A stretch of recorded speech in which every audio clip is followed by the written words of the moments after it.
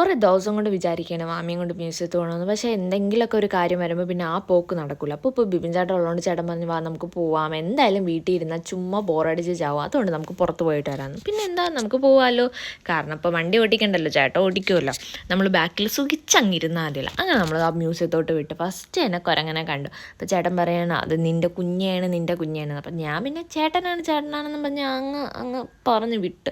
ഇപ്പോൾ ഉണ്ടല്ലോ മാമിക്ക് എന്തെങ്കിലും നമ്മൾ കാണിച്ചു കൊടുത്തപ്പോൾ മൃഗത്തിന് വല്ലതും കാണിച്ചു കൊടുക്കുന്നത് അവൾ കാണുന്നത് വരെ അതെന്തേ ഒരു 10-20 തവണ ചോദിക്കും. അപ്പം ഇപ്പം പിള്ളേരൊക്കെ വളർന്ന് വരുന്നതാണല്ലോ.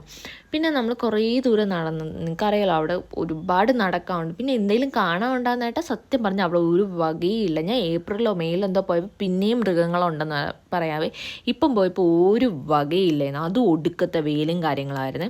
അപ്പോൾ ഇതിൻ്റെ ഒരു ഫുൾ വ്ളോഗായിട്ട് ഞാൻ യൂട്യൂബിൽ ഇട്ടിട്ടുണ്ട്, എല്ലാവരും പോയി കാണണം.